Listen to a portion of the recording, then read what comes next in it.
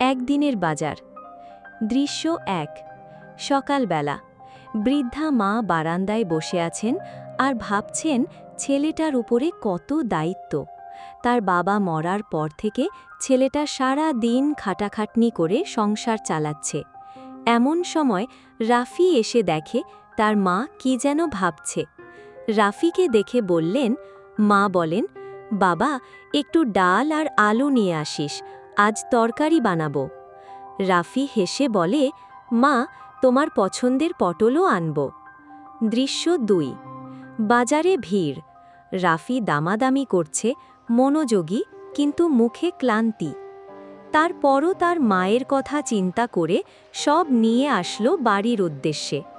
বাবা মায়ের জন্য নিচ্ছ? রাফি চুপ করে হেসে মাথা নাড়ে।